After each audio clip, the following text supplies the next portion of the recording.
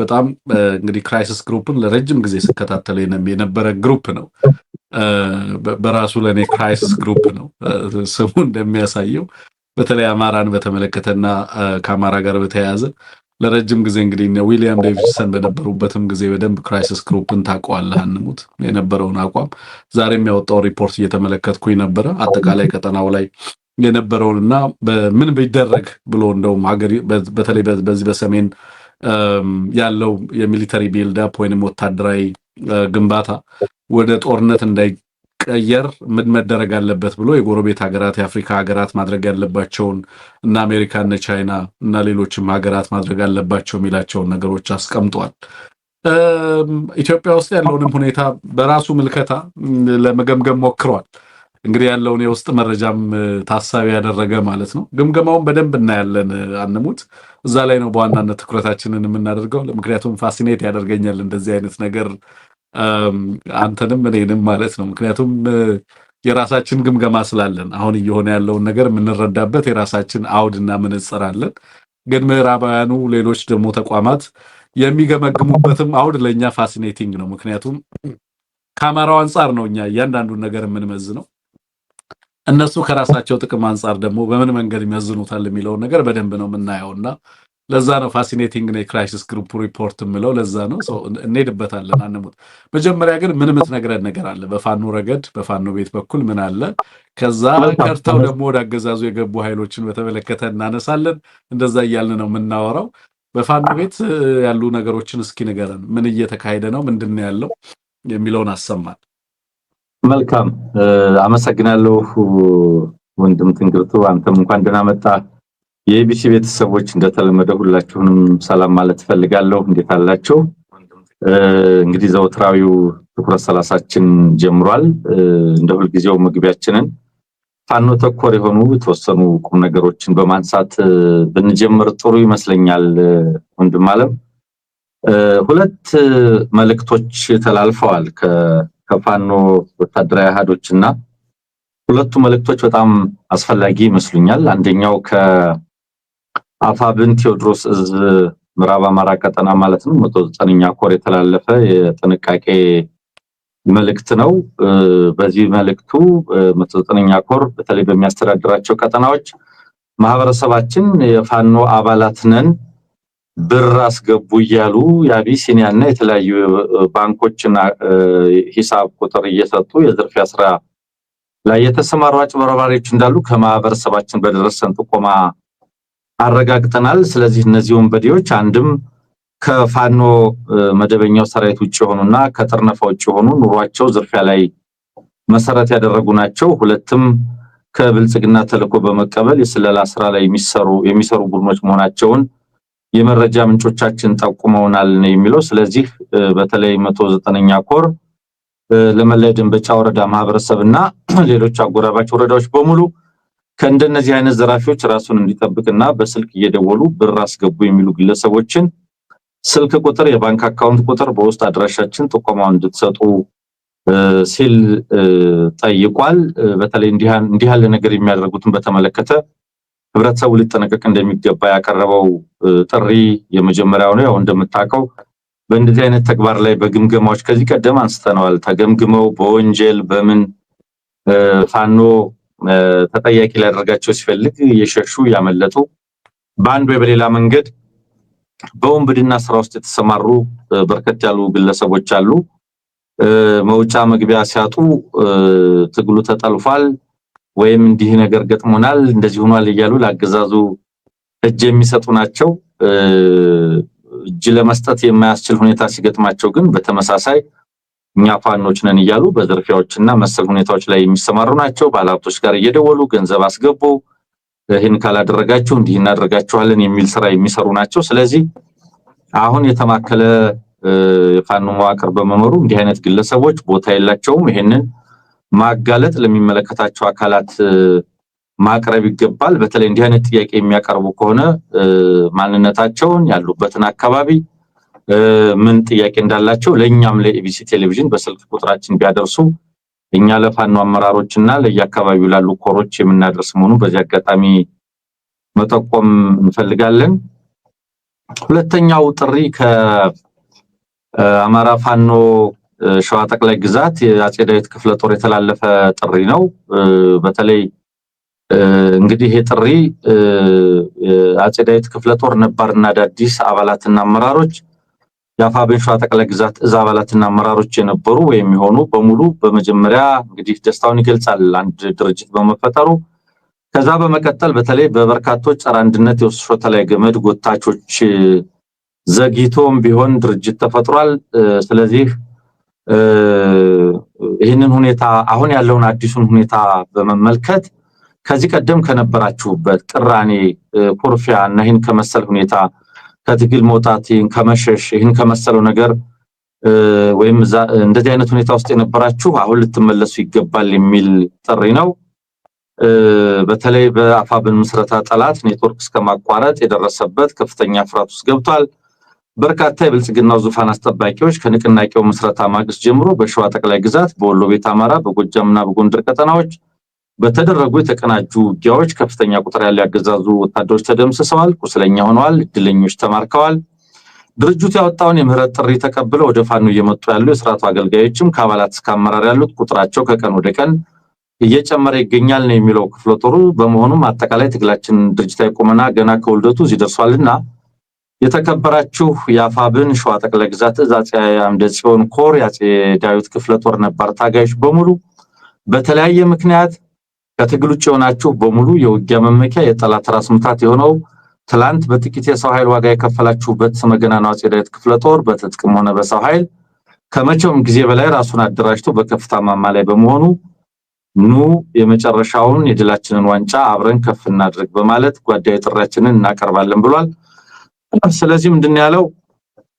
የአማራ ፋኖ አንድ ድርጅታዊ መዋቅር ባለመያዙና በእርስ በርስ ግጭት ምክንያት ራሳችሁን ከትግሉ አግልላችሁ ለቆያችሁ የአፄ ዳዊት ክፍለ ጦር ነባር ታጋዮቻችን በሙሉ የአማራ ሕዝብ ብሶት አምጦ የወለደው የአማራ ፋኖ ብሔራዊ ንቅናቄ ተመስርቷልና ኑ የተመሰረተውን የጋራ ቤታችንን በጽኑ አለት ላይ አብረን እናቁም ሲል መልእክት አስተላልፏል። ሁለተኛው የሰረኞች እጅ ረጅም ነውና ትግላችን እየጠራ በመሄዱ ሴራቸው ሲጋለጥ ዛሬ ላይ ስራቸውን አጠናቀው እጅ ሰጠን በሚል የተበላ ማደናገሪያ ቁማር ወደ ነባር ቤታቸው በተመለሱ በአመራር ደረጃ በነበሩ የወስተርጎ ገብ ሌቦች ተገፍታችሁ ከምትወዱት ክፍለ ጦር በግፍ ለተባረራችሁ በሙሉ እኛ በጽናት የቆየን ወንድሞቻችሁ የመጨረሻዋን ሳቅ አብረንን ስቅ ዘንድ ጥሪያችንን እናቀርብላችኋለን ብሏል።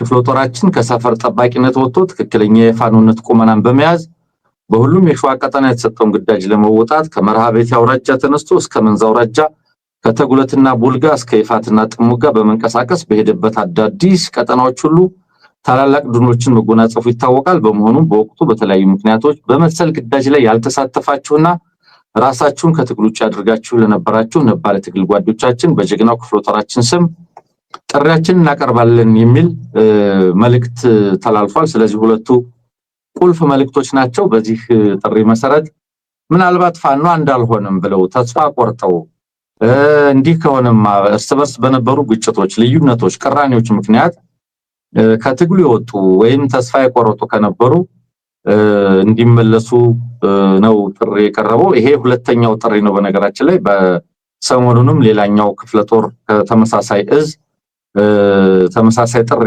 አቅርቦ ነበረ። እንግዲህ ይሄ በጣም መሰረታዊ ነገር ነው። ቅድም ከምዕራብ ቀጠና የቀረበው በዝርፊያ ውስጥና በተለያየ ሁኔታ ውስጥ ነው ያሉት የተባለውም እንደዚሁ በእንደዚህ አይነት ሁኔታ ውስጥ ያሉ ወንድሞች ይቅርታ ጠይቀው ወንድሞቻቸው ጋር ሄደው አንድ ድርጅት ተመስርቷል። ታድሶ አድርገው አዲሱ ድርጅትና አዲሱ መስመር ምንድነው፣ ትግሉ ወዴት ነው የሚለውን ነገር ግንዛቤ ይዘው ከወንድሞቻቸው ጋር በጽናት እንዲቀጥሉ ለማድረግ የሚያስችል ጥሪዎች ያስፈልጋሉ የሚል እምነት አለን። በመሰረታዊነት እነዚህ ሁለቱ ጉዳዮች አሉ። ሌሎች የአውደ ውጊያ መረጃዎች አሉ። ግን ከዛ ባለፈ እኛ ትኩረት ልንሰጠው የምንፈልገው ያው በየቀኑ የምህረት አዋጁን ተከትሎ ምን እየሆነ ነው ያለው የሚለው ነገር እጅግ በጣም መሰረታዊና አስፈላጊ ስለሆነ እነሱን መረጃዎች አድርሼ ወደ አንተ መለሳለሁ። እንግዲህ ዛሬም በደረሱን መረጃዎች መሰረት የአድማ ብተና መሪን ጨምሮ ሙሉ አባላቱን ይዞ አፋብን ምኒልክ እዝን የተቀላቀለ ያገዛዙ አካል አለ። አንድ አድማ ብተና አመራር ራሱን ጨምሮ ሙሉ አባላቱን 8 ናቸው ከነ ሙሉ ትጥቃቸው አፋብን ምኒልክ እዝ ኢያሱ ኮር የጎፍ ክፍለ ጦርን ተቀላቅለዋል የሚለው አንደኛው መረጃ ነው። ሁለተኛው የመከላከያ ዘመቻ መሪና 2 አድማ ብተና ቲም መሪዎች ፋኖ መቀላቀላቸውን የተመለከተ ነው። ያገዛዙን ስርዓታዊ መዋቅራዊ የሰራ አካሄድ ቀድሞውኑ የተረዱትና ሁኔታዎች ለመውጣት አስቻይ ሳይሆኑ መቆየታቸውንና አፋብንን የምህረት አዋጅ መጠቀም የውሳኔያቸው የመጨረሻ እንደሆነና በተግባር ፋኖን መቀላቀል እንዳስደሰታቸው ማስረዳታቸውን በስም ዝርዝር አጋርተውናል። እነዚህ ሚሊሻዎች ከሞጣ አድማ ብተና መከላከያና ሚሊሻ ናቸው። ከሞጣና መርጦ ለማርያም ያገዛዙ ካምፕ በመውጣት ፋኖን የተቀላቀሉ ናቸው። ሌላው 2 አድማ ብተና አባላት 4 መሳሪያ ይዘው እንግዲህ አይ ቲንክ ይሄ ትናንት ስናቀርበው የነበረው እነሱም መቀላቀላቸውን የሚያሳይ ነው። ሌሎችም እንደዚሁ የምህረት አዋጁን የተቀበሉ ያገዛዙ ኃይል አባላት 109ኛ ኮር 99ኛ ክፍለ ጦርን መቀላቀላቸውን የሚያሳይ መረጃ አለ። በየቀኑ ይህንን የምህረት አዋጅ ተከትሎ ወደ ፋኖ የሚገቡ ያገዛዙ ጥምር ኃይል የሚባሉ አድማ ብተና ሚሊሻና መከላከያ ወደ ፋኖ እየገቡ መሆናቸውን የሚያሳየው ነገር በየቀኑ ተመሳሳይ መረጃዎች በስፋት ነው እየሰማን ያለነውና ይሄ በጣም በጣም አበረታች ነው። ይሄንን ፕሮሞት ማድረግ፣ ይሄንን ማስተዋወቅ፣ ይሄንን ማሳየት በጣም አስፈላጊ ነው። በርካቶች የመውጫ መንገድ አስቻይ ሁኔታ ያጡ ነው ባገዛዙ መዋቅር ውስጥ የቀጠሉት እንጂ ይሄንን እድል መጠቀም ይፈልጋሉ። በርካቶች መቼ ፋኖ እንደሆነና ነው ፋኖ እውነት አንድ ሆኖ ትግሉን አጠናክሮ በማከላዊነት እየመራ ይመጣል ወይስ ተበታትኖ እርስ በርስ ተዋግቶ ይጠፋል የሚል ስጋት ውስጥ ጥያቄ ውስጥ ጥርጣሬ ውስጥ የነበሩና ያ ሁሉ እንዳልሆነ የፋኖ አንድነትም እያሳየነውና ይሄንን በየቀኑ መንገራችንን ማስተዋወቃችንን እንቀጥላለን። ከፋኖ አኳያ ያሉኝ መረጃዎች እነዚህ ናቸው። ትንግርቱ አንሙት 2 ነገር ላይ ልጨምር። ቴንኪው በጣም እናመሰግናለን። 2 ነገር ላይ ሐሳብ ላክልበት። አንደኛው የዚህ በፋኖ ስም ገንዘብ በተለይ በከተሞች በርከት ያሉ ከተሞች አካባቢ እንደዚህ አይነት ችግሮችን በተደጋጋሚ ይሰማለሁ። በግል ባለሀብቶችን ገንዘብ የሚያስቸግሩ ሰዎች እንዳሉ አንዳንድ ቦታ ላይ መረጃ ሰማለሁ። እነዚህ ሰዎች አገዛዙ ራሱ የሚያደራጃቸው በማህበረሰቡ ላይ ከፍተኛ ጫና እንዲፈጥሩ ይሄ በነገራችን ላይ በዘመናዊ ጦርነት ዋርፌር ውስጥ በተለይ ካውንተር ኢንሰርጀንሲ ላይ አንዱ አገዛዞች የሚጠቀሙት ኢንሰርጀንሲውን እና በተለይ ደግሞ የሽምቅ ተዋጊ ቡድኑን ስም ለማጉደፍ ቅቡልነቱን ለማሳጣት ማህበረሰቡ ላይ የምታደርጋቸው ጥፋቶች ናቸው። ማለት በጣም እንደውም በጣም ክላሲካል የሚባል አንደኛው የካውንተር ኢንሰርጀንሲ ትግበራ አካል ነው። አሁን ይህንን አማራጭ በጣም በርካታ ሀገራት ከሚያመጣው ጥቅም ይልቅ የሚያስከትለው ጉዳት በማህበረሰብ ላይ በጣም ከፍተኛ እየሆነባቸው ስለመጣ እንዲህ አይነት ካውንተር ኢንሰርጀንሲ ቴክኒኮችን አይጠቀሙም። ብዙዎቹ አቮይድ አድርገውታል። እንደውም ምንድነው የሚያደርጉት? አብዛኞቹ ማህበረሰብን ከማሰቃየት ይልቅ ማህበረሰብ በጣም ተጠቃሚ እንዲሆን በማድረግ አማላይ በሆኑ ፕሮጀክቶች፣ አዋጭ በሆኑ ኢንሴንቲቮች ህዝብን ወደ ራሳቸው ለማምጣት በርካታ አገዛዞች ያደርጋሉ ብዙ አካባቢ ላይ። ይሄ አገዛዝ ግን የአማራን ህዝብ መደሄት፣ መጎሳቆል፣ መውደም ስለሆነ የሚፈልገው እንዳልከው ጦርነቱ 2 አይነት ነው። ማኒፌስት የሆነ ግብ አለው፣ ሌላው ደግሞ አንኢንቴንድድ የሆነ ግብ አለው። ማኒፌስት የማያደርገው ላተንት የሆነ ግብ አለው። 2 ግብ ነው ያለው። አንደኛው ማኒፌስትድ የሆነው በአደባባይ ህዝብ እንዲያውቀው የሚደረገው ግቡ በቃ ጦርነት እያደረግኩኝ ነው፣ ስለዚህ በዚህ ሂደት ውስጥ የሆነውን ኃይል በተለይ የታጠቀውን ኃይል ለይቼ ነው የምዋጋው፣ ግባችንም ህግ ማስከበር ነው የሚል ሎ ኢንፎርስመንት ነው የሚል ትርጉም ይሰጡታል በዋናነት። ላተንቱ ግን አንተ እንዳልከው ብዙ ጊዜ በዋናነት ይሄንን ጦርነት ከማድረግ ባሻገር ከሚዋጉት ኃይል ጋር ድልን ከማግኘት ባሻገር ቀጠናው ላይ የራሳቸውን ተጽዕኖ አሰርት ከማድረግ ባሻገር ያንን ማህበረሰብ ማውደም ነው። ሌላኛው ግን አሁን ይሄ አድማ ብተና የምትለው ብአዴን የምትለው ኃይል ያገዛዙን ማኒፌስት የሆነ ግብ ነው የሚያውቀው። አገዛዙ እዚህ አካባቢ ላይ ይሄንን ጦርነት የሚያደርገው ህግን ሊያስከብር ነው ብሎ ነው የሚያስበው። ያገዛዙ ግን ላተንት ግብ በአንድ በኩል በጦርነቱ ውድመት ያስከትላል፣ በሌላ በኩል ግን በጦርነትም ባይሆን ህብረተሰቡ ከፍተኛ ድቀት እንዲደርስበት ሌሎች አማራጮችንም የጦርነቱ ግብ አካል አድርጎ ይዞ ይሄዳል። አየህ ብዙዎቹ ይሄንን ላተንት ያገዛዙ ሌላኛውን ድርብርብ ፍላጎቱን በውስጥ የተሰነቀረ ፍላጎቱን የማጥፋት ፍላጎቱን የማውደም ፍላጎቱን ሌሎቹ አይገነዘቡትም። ለዚህ ነው አሁን አንዳንድ ቪዲዮዎችን ዛሬም ስመለከት ነበር ያርሶ አደሩ ቤት ገብተው እህል ሲደፉ ቤት ሲያቃጥሉ ንብረት ሲያወድሙ ምናምን የሚያሳዩ ቪዲዮዎችን ተመልክቻለሁ። ያገዛዙ አካላት የጸጥታ አካላት ማለት ራሳቸውን የጸጥታ አካላት እንዳልከው በከተሞች እየሄዱ በፋኖ ስም ህብረተሰቡን ገንዘብ እየጠየቁ ህዝብ ላይ ምሬትን ለመፍጠር የሚደረገው ጥረት አንደኛው የዚህ ጦርነት የዚህ አገዛዝ የጦርነት ስልት አካል ተደርጎ መታየት አለበት። ስለዚህ ህብረተሰባችን ሁሌም እንዲገነዘብ የሚያስፈልገው ነገር ምንድነው? በፋኖ ስም ገንዘብ የሚጠይቅ አካል ካለ ለአማራ ሚዲያዎችም በተለያየ አግባብ ላሉ አደረጃጀቶችም በተለይ ደግሞ የፋኖች አደረጃጀት አንሙት በተለይ ደግሞ የመረጃ አደረጃጀታቸው ማህበረሰብ ውስጥ በጣም መስረጽ መቻል አለበት ብዬ ነው የማስበው። እንዲህ አይነት ህዝብ ላይ ጫና የሚያደርሱ አካላትን ራሳቸው አነፍንፈው ማን ነው ይሄንን የሚያደርገው የሚለውም በደንብ ለመረዳት የሚያስችል ሰፊ መረጃ ኔትወርክ ሰፊ መረጃ መዋቅር በከተሞች ውስጥ ሊኖራቸው ይገባል። ይሄ ምንም የሚያጠያይቅ ስራ አይደለም። በደንብ በስፋት ሊሰራበት የሚገባ አንደኛው ጉዳይ እሱ ነው። ሁለተኛ ህብረተሰቡ ራሱ አውቆ የዚህ ትግል አካል መሆን አለበት።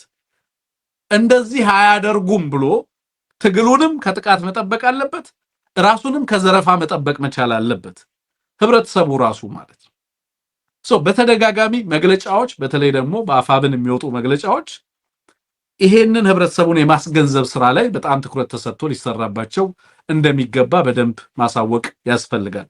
አንደኛ ራስህ ገብተህ በራሴ መረጃ መዋቅር ልትደርስበት ይገባል። ህብረተሰቡ ኮምፕሌኑ ሳያቀርብ ራሱ ባይናው ከተሞች ያንተ መሆን መቻል አለባቸው። በቃ ከተሞች ውስጥ ልትኖር ይገባል። በእያንዳንዱ የመንግስት መዋቅር ውስጥ ልትኖር ይገባል። የራስ አደረጃጀት ሊኖር ይገባል። ምንም ጥያቄ የለውም። እንደዚህ አይነት ተልኮ ለሚሰጡ ሲሰጥ ራሱ ተልኮ ውስጥ አንተ ልትገባ ይገባል። በዚህ ሰዓት እንደዛ አይነት አቋም ሊኖር ይገባል። 3 ዓመት ትልቅ የማቹሪቲ ትልቅ የኢንስቲቱሽናላይዜሽን ጊዜ ነው አንሙት። ኦፍ ኮርስ አፋብን ከተመሰረተ ገና 30 ቀኑ ነው። ገና 30 ቀኑ ነው። ከትናንት ወዲያ ነው 30 ቀን የሆነው። በእነዚህ 30 ከዛ በፊት የነበረባቸው ሂደቶች ምን ያህል አድካሚ እንደነበሩ እረዳለሁ። ግን ከዚህ በኋላ የሚኖረው ቁመና ላይ ግን እንዲህ አይነት ከተሞች ውስጥ ህብረተሰብ ላይ ምሬት የሚፈጥሩ ግለሰቦች ህዝቡ እስኪጠቁም ድረስ የማይጠበቅበት ጊዜ እየመጣ እንዳለ ህዝቡ ማወቅ አለበት። ግን ህዝቡ ራሱ ይሄ ትግል ለሱ የሚደረግ ትግል እንጂ ከሱ የሚቀማ ትግል እንዳልሆነ መገንዘብ አለበት። ስለዚህ ህብረተሰቡ ከትግሉ ጋር አብሮ ቆሞ እንዲህ አይነት ሁኔታን የሚያደርጉ ግለሰቦችን እየታገል ኖ አልሰጥም፣ ፋኖ እንደዚህ አያደርግም፣ ለኛ ነው የሚታገለው፣ ከኛ ጋር ነው የቆመው፣ ለህዝቡ ሰላም፣ ለህዝቡ ደህንነት፣ ህዝቡን ከፍጅት ለመታደግ የወጣ አካል ነው ብሎ ህብረተሰቡ ራሱ ትግሉን ዲፌንድ ሊያደርግ ይገባል። አልሰጥም እንዲህ የሚያደርግ ፋኖ የለም ብሎ ሊያስረው ይገባል። አርሶ አደሮች ምን ያደርጉ ነበር መሰለ? ይሄ ዲኤ የሚባል ዴቨሎፕመንት ኤክስቴንሽን የሚባል ፕሮግራም ነበር የምታስታውስ ከሆነና የግብርና ስልጠና የግብርና ባለሙያዎቹ ወደ አርሶ አደሩ ተላኩ እና ወደ አርሶ አደሩ ከተላኩ በኋላ አርሶ አደሩን ነው ኤክስትራክት ማድረግ ፈለጉ፣ መበዝበዝ ፈለጉ። በኋላ አርሶ አደሩ በደንብ ኢንፎርሜድ ስለነበረ እንደዚህ አይነት ነገር የሚያደርጉትን እየሰበሰበ ማሰር ጀመረ። ልክ እንደዛ ህብረተሰቡ በደንብ ኢምፓወርድ መሆን መቻል አለበት። ትግሉ በሚደረግባቸው እያንዳንዱ ቀበሌ፣ እያንዳንዱ ወረዳ፣ እያንዳንዱ የዞን ከተሞች ላይ አንሙት ህብረተሰቡ በሚገባ የተደራጀ መሆን መቻል አለበት። እንደዚህ አይነት አጥፊ ግለሰቦች ያገዛዙን ተልኮ ተቀብለው ህዝብ ላይ ምሬትን ለመፍጠር የሚገቡ ግለሰቦችን ህዝቡ ራሱ እንዲታገል ማድረግ ያስፈልጋል። ኢምፓወር መደረግ አለበት የአማራ ህዝብ ነው። አልቲሜትሊ ይሄ ትግል የሱ ስለሆነ ይሄ ትግል የህዝቡ ስለሆነ ማለት ነው። በዚህ መንገድ ህብረተሰቡን በደንብ እያደራጁና እያነቁ ውጤት እንዲያመጣ ማድረግ የሚቻልበት ሁኔታ አለ የሚለውን ነገር ለማንሳት ብዬ ነው። ሌላው